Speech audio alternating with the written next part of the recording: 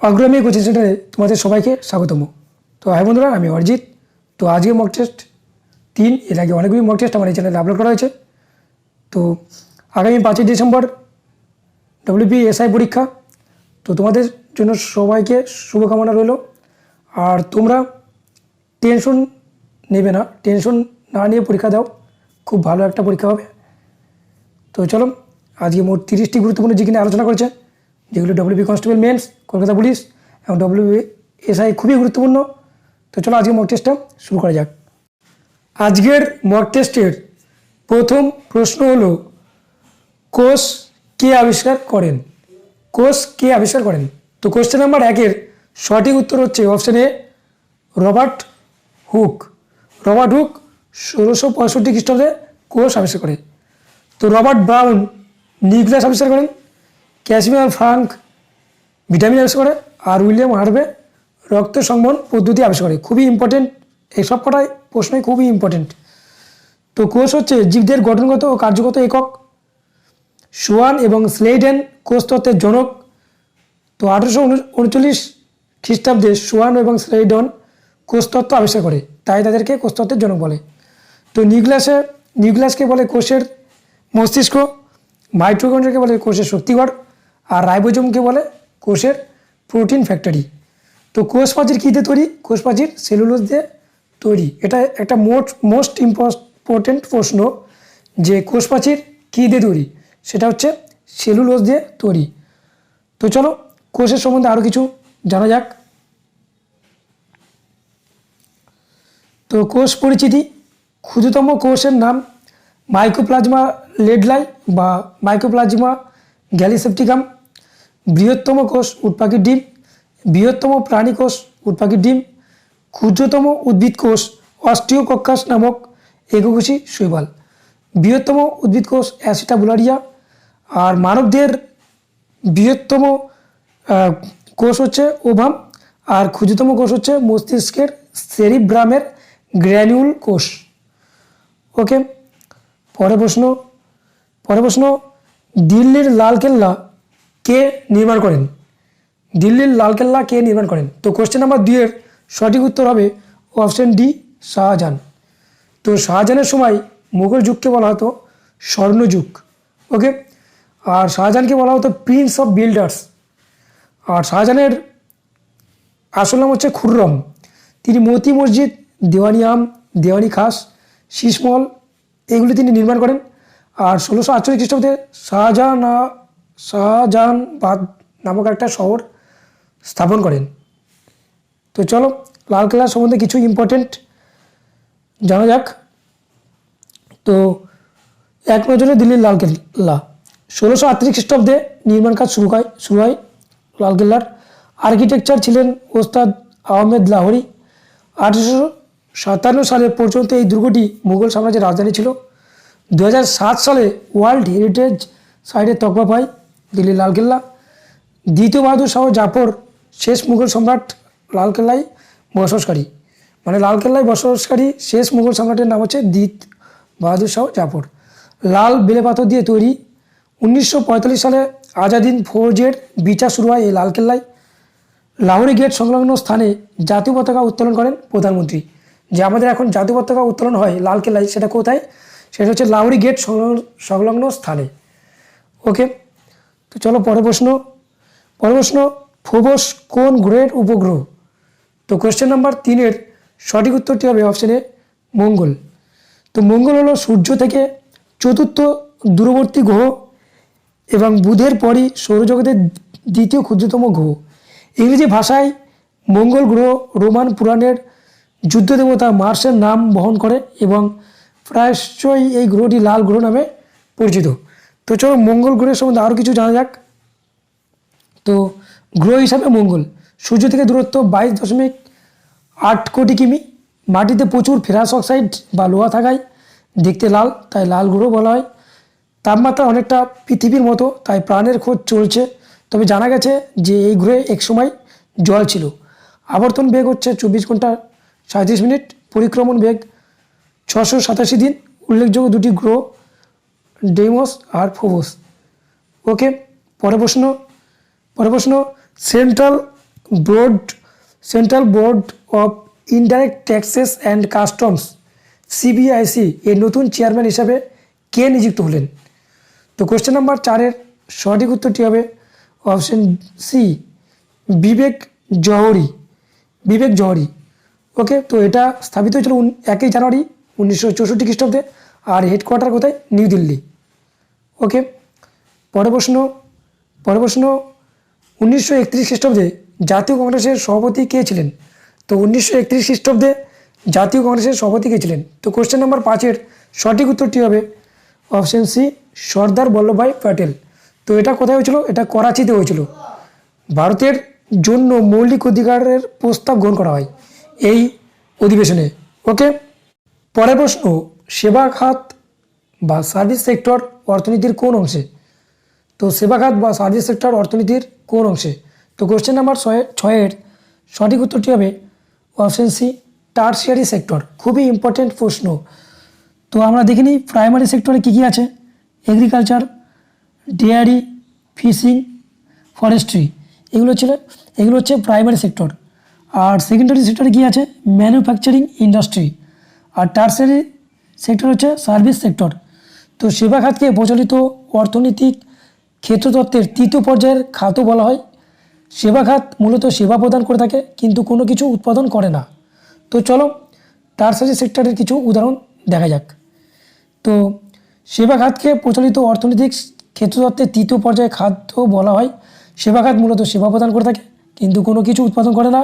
খুচরো বিক্রয়, ব্যাংক, বিমা, হোটেল, রিয়েল এস্টেট, শিক্ষা, স্বাস্থ্য, সামাজিক কর্মকাণ্ড, কম্পিউটার সেবা, বিনোদন, প্রচার মাধ্যম, যোগাযোগ, বিদ্যুৎ, গ্যাস, পানি সরবরাহ ইত্যাদি কাজ সেবা খাতের অন্তর্ভুক্ত।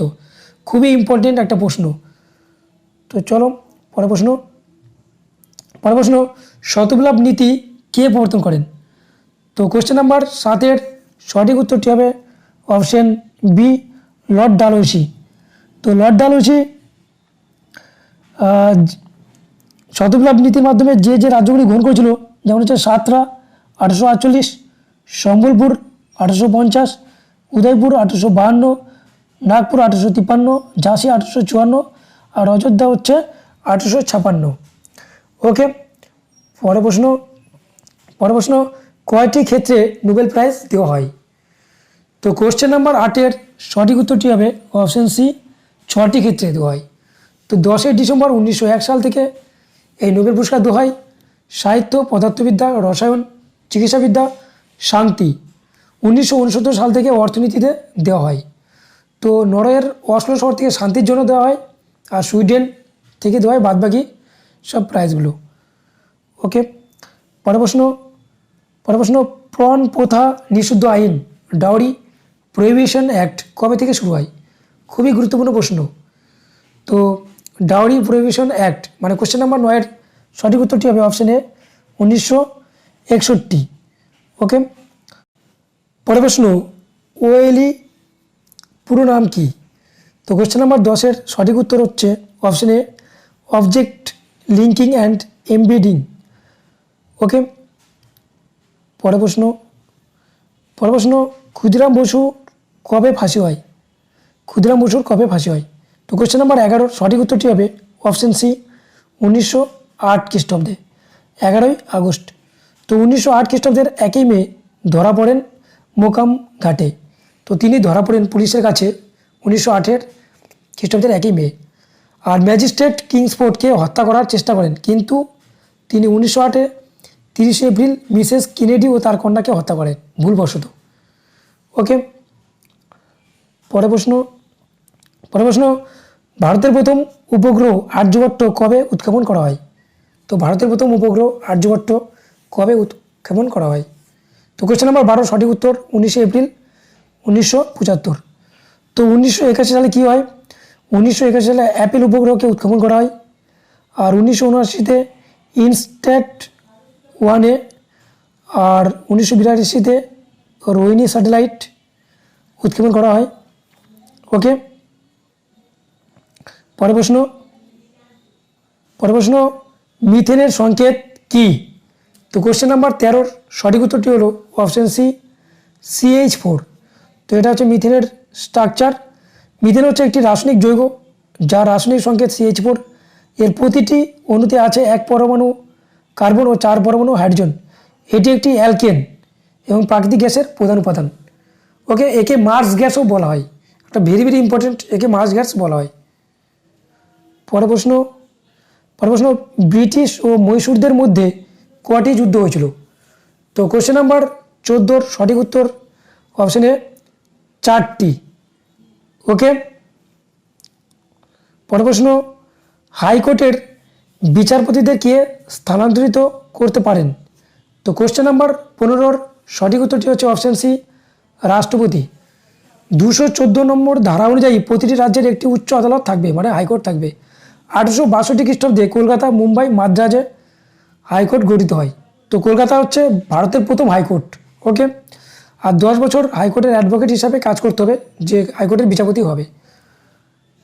পরের প্রশ্ন, Indian National Committee for space research বা ইনকসপার কবে গঠিত হয়? ওকে, তো ইসরোর আগে গঠিত হয়েছিল INCOSPAR, Indian National Committee for space research. এটা গঠিত হচ্ছে 1962 সালে। ওকে, বিক্রম সারাভাইয়ের নেতৃত্বে। তো চলো ইসরো সম্বন্ধে কিছু জানা যাক। তো 1950 সালে ভারতের সংবিধান রচিত হওয়ার পর গঠিত হয় department of atomic energy. Okay, DAA। তো এবং ডক্টর ভাভা তার সেক্রেটারি নিযুক্ত হন। 1957 সালে হায়দ্রাবাদের ওসমানিয়া বিশ্ববিদ্যালয় গড়ে ওঠে রংপুর মানমন্দির। এই বছরই রাশিয়ার প্রথম মহাকাশ পাঠায় স্পুটনিক 1। এরপর 1962 সালে গঠিত হয় Indian National Committee for space research, মানে ইনকসপার, সেটা হচ্ছে 1962। আর 1969 সালে 15 আগস্ট এই কমিটির পরিবর্তিত নাম হয় ইসরো।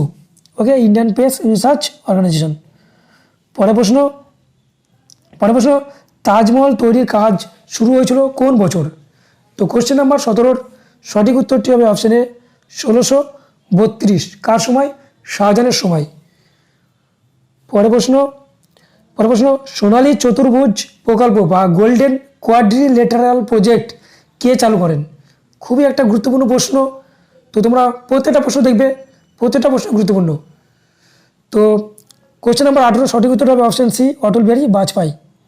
তো স্বর্ণ চতুর্ভুজ হলো ভারতের জাতীয় মহাসড়কের একটি নেটওয়ার্ক যা এই দেশের বেশিরভাগ শিল্প, কৃষি ও সাংস্কৃতিক কেন্দ্রকে সংযুক্ত করেছে।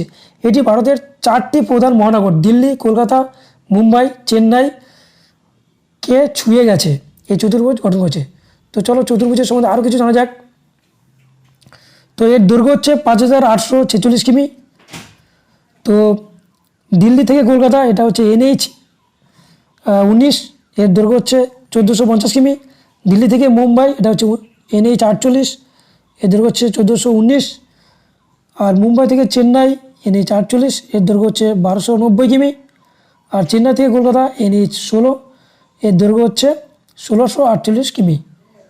ওকে, পরের প্রশ্ন, কোলেরু লেক কোন রাজ্যে আছে? তো কোলেরু লেক কোন রাজ্যে আছে? তো কোশ্চেন নাম্বার 19 সঠিক উত্তর হবে অপশান ডি, অন্ধ্রপ্রদেশ।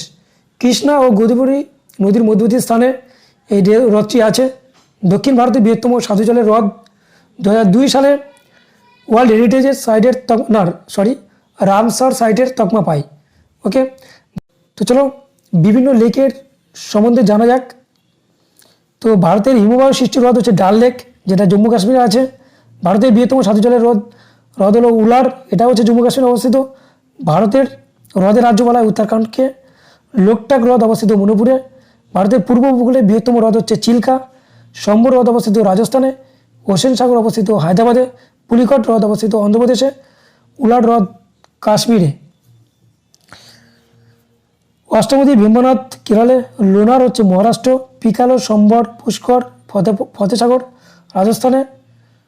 পরের প্রশ্ন, গান্ধী সাগর ড্যাম কোন রাজ্যে আছে? তো গান্ধী সাগর ড্যাম কোন রাজ্যে আছে? তো কোশ্চেন নাম্বার 20 সঠিক উত্তর অপশন বি, মধ্যপ্রদেশ।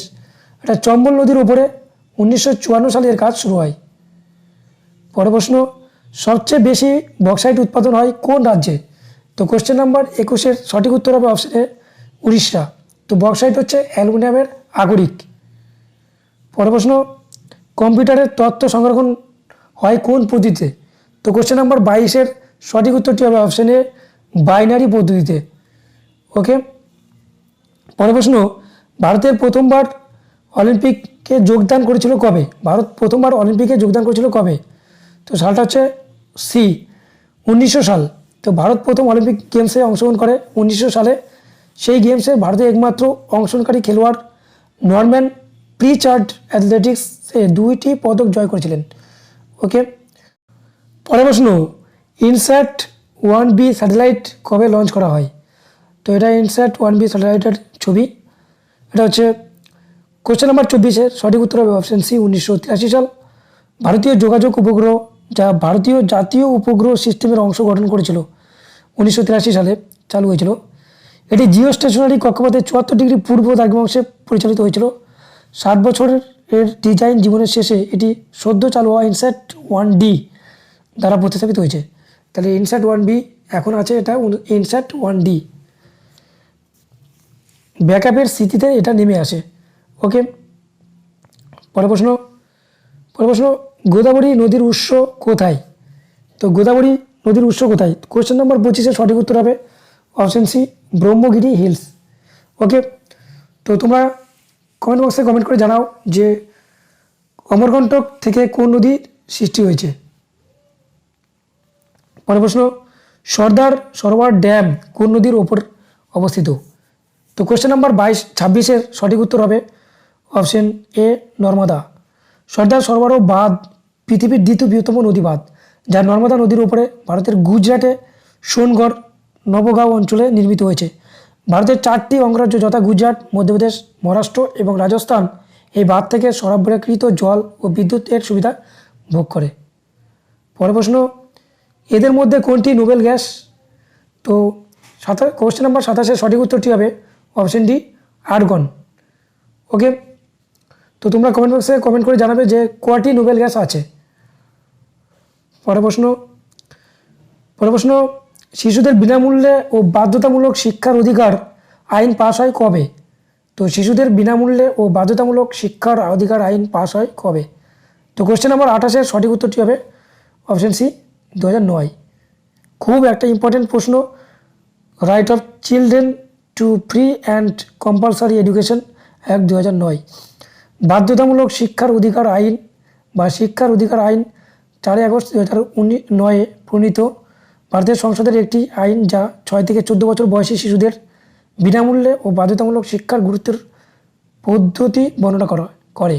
ভারতীয় সংবিধানের অনুচ্ছেদ 21A এর অধীনে ভারতে মানে এই 21 ধারায় এটা আছে। পরের প্রশ্ন, টেলিকম ক্ষেত্রে আইএসপি পুরো নাম কি? তো টেলিকম ক্ষেত্রে আইএসপি এর পুরো নাম কি? তো কোশ্চেন নাম্বার 29-এর সঠিক উত্তরটি হবে option C, internet service protocol. Okay. পরের প্রশ্ন, ভারতে কতগুলি নিউক্লিয়ার রিঅ্যাক্টর আছে 2020 নভেম্বর মাস পর্যন্ত হিসাবে? তো 2020 নভেম্বর মাস পর্যন্ত ভারতে কতগুলি নিউক্লিয়ার রিঅ্যাক্টর আছে? তো কোশ্চেন নাম্বার 30-এর সঠিক উত্তরটি হবে অপশন সি, 22টি। ওকে। তো এই ছিল মোট 30টি গুরুত্বপূর্ণ জিকে নিয়ে আলোচনা। তো আজকের ভিডিওটি ভালো লাগলে একটা লাইক করবে, আর ভালো না লাগলে ডিসলাইক করবে। আর তোমরা যারা আমার চ্যানেল নতুন, তো আমার চ্যানেলটিকে সাবস্ক্রাইব করবে এবং পাশে থাকা বেল আইকনটা ক্লিক করে চ্যানেলের সঙ্গে থাকুন সমস্ত নোটিফিকেশন সবার আগে পাওয়ার জন্য। তো চলো দেখা হচ্ছে পরের ভিডিও। জয় হিন্দ, বন্দে মাতরম।